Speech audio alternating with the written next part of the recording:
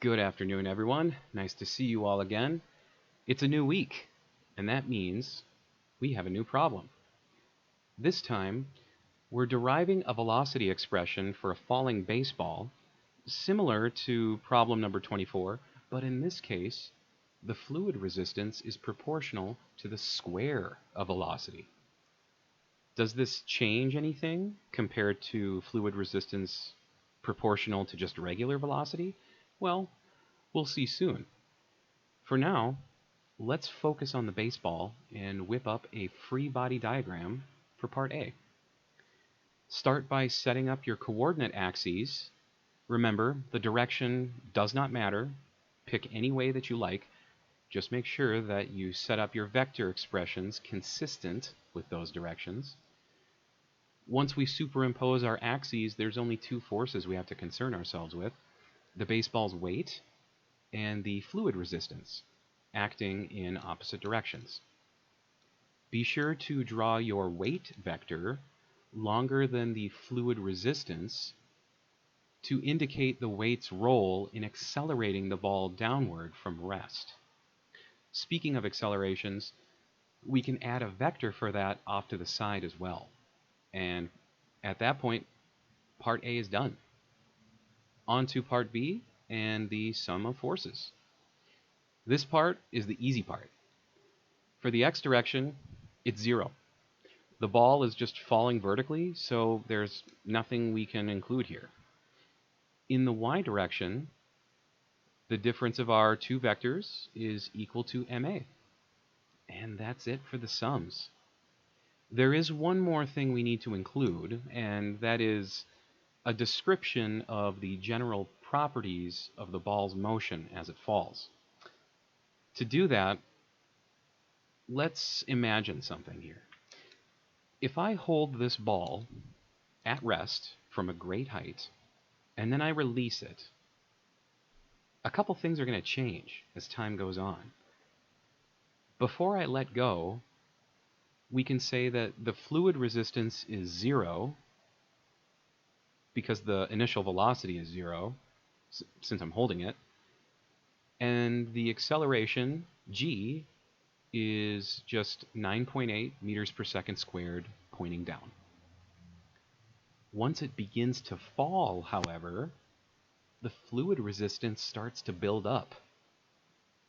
And as a result of that, the acceleration due to gravity begins to shrink, given by the length of this vector here. It's starting to become smaller than 9.8. And that trend will continue until the fluid resistance and the weight are equal to one another, as you see here, resulting in no acceleration at all. This is the point where the ball has officially reached terminal velocity. Part B is now done. For part C, we need to show where the terminal velocity square root expression is coming from, the one that we saw in the problem description. Let's begin with the sum of forces that we found in the y direction. Here I exchanged the velocity term, or the velocity variable rather, with v sub t, which represents the terminal velocity. And if we're going to use that variable, that means we have to set the acceleration on the right-hand side to 0. If we switch out the weight with mg and move the second term to the right-hand side to make it positive, well, now we can divide both sides by the drag coefficient and take the square root. And that is what we needed to show for part C. All that remains is the derivation in part D. To do that, we'll have to go back to the sum of forces in the y direction and put regular v back in its spot. Again, our first step is to exchange the weight with mg. The next thing that can be exchanged is this acceleration variable. Here I will switch it out with dv over dt prime to avoid breaking that math rule that we talked about in problem number 24. Next is to divide both sides by the drag coefficient, and notice we get something familiar on the left-hand side, but it is not the terminal velocity. Remember, that quantity was mg over d, all inside of a square root. This one doesn't have a square root, but that's okay though. We can still use that v sub t variable as long as we square it to remain consistent with what this term is saying. There's one more thing that we should adjust before moving forward, and it's this piece right here. It might seem like a mystery as to what m over d is, but here's a reminder. If we're saying that mg divided by d is equal to the square of the terminal velocity, well, we can take this equation, divide both sides by g, and now we know what m over d is. So let's plug that in and keep chipping away at this derivation. The next step is to get everything set up in order to apply the separation of variables technique. The square of the terminal velocity divided by g can be divided on both sides, which applies it upside down on the left over here. And the dt prime term can be multiplied on both sides to end up on the left as well. We can't do any kind of division to separate the square of the terminal velocity from v squared inside these parentheses, so we'll divide that whole chunk on both sides, like this. Now, since everything is properly separated, we can apply some integrals and throw some limits on them. On the left, we're going to integrate from the initial time that we drop the ball at t is equal to 0 to some arbitrary later time, t. On the right, our initial velocity of 0 is inserted at the bottom, and some later velocity at time t hangs out at the top. This integral here on the right is more complicated than what we've done before, so let's get the easy stuff on the left out of the way first. Our integrand is 1, and if I integrate 1 with respect to t prime, I get t prime as a result. Evaluated at these endpoints, we just end up with g over the square of the terminal velocity multiplied by t. Nothing too hard there. For the right-hand side, here's something that will help us out. If you look up the form of this integral here in an integral table, you'll see a result that looks something like this on the right. We need to tinker with this a little bit in order to get it into the form of what we're working on.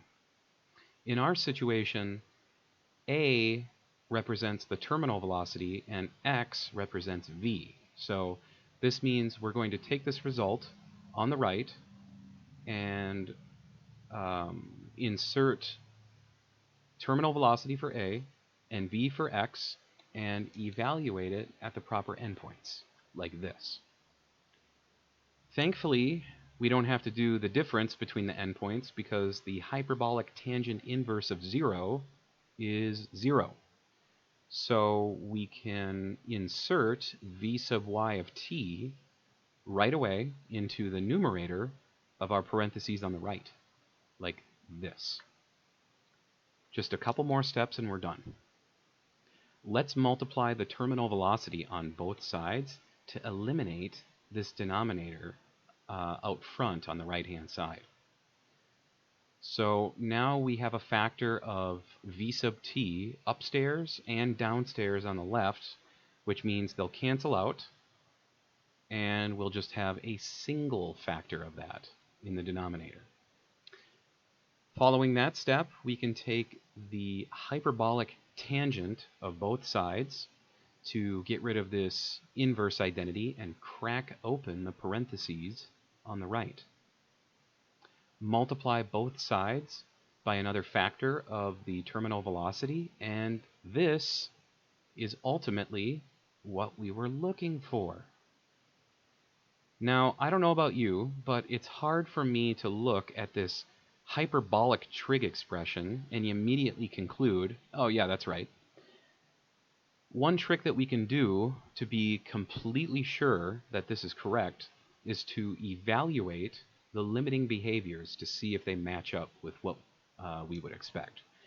We don't have to do this for part D, but this gives us 100% assurance that our expression is correct if it gives us the proper results. So here's another helpful reminder that we'll use to deal with that situation, and it rewrites this hyperbolic identity in the form of exponentials rather than this ugly identity here on the left. If we take our answer and write it in this form, it should be a lot easier to see what's going on there. Here's how we do that. Okay, here was our result that we got for part D, and now using this form here on the left, I've rewritten it in exponential form on the right.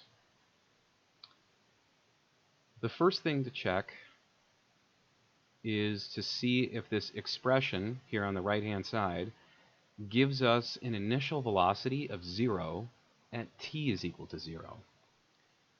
Let's take the limit as t approaches 0 and see what happens. The terminal velocity coefficient here doesn't care about time. It's just a constant number. So we can ignore that with respect to this limit and just plug 0 in right away for the exponents on the exponentials. Remember that anything raised to the power 0 is just 1, and we end up with 1 minus 1 in the numerator and 1 plus 1 in the denominator. 0 divided by 2 is still 0. That's okay. So essentially we're taking the terminal velocity and multiplying it by 0 and getting 0 as a result. So yes, this matches our initial velocity of 0. Great. We also need to check that the ball hits terminal velocity after falling for a really long time. Let's do that next. Since we don't know the exact amount of time it would take for the ball to hit terminal velocity, we can just let time run to infinity in our limit. We'll have to do a limit trick here, so let's pull this terminal velocity constant coefficient out front and get it out of the way, like this. If we inserted infinity into our expression now, we would unfortunately end up with an indeterminate form of infinity over infinity. That's not good. It's against the law in the math world. So we need to find a way to circumnavigate that issue. Let's try dividing both terms in the numerator and the denominator by our exponential term, like this. It's ugly and a lot to look at, I know. But our exponentials will just reduce to 1 upstairs and downstairs, and the result will be this. Now, because we have 1 over some exponentials with t going to infinity, we're safe to plug infinity in. Let's see what happens. 1 divided by e to the positive infinity will get smaller and smaller and eventually shrink to 0. Let's switch those out with 0 and take a look at the leftovers. 1 minus 0 is just 1, and 1 plus 0 is just 1. So with time running to positive infinity, we're multiplying the terminal velocity by 1 over 1, which is also just 1. If we omit that factor of 1, we're left with what we expected, the terminal velocity. So it looks like we were right. Nice. With that, Part D is done, and we've completed everything. Now you know how to derive an expression for the velocity of an object experiencing fluid resistance proportional to both the velocity and velocity squared. Have a fantastic week, and I'll see you all on Monday.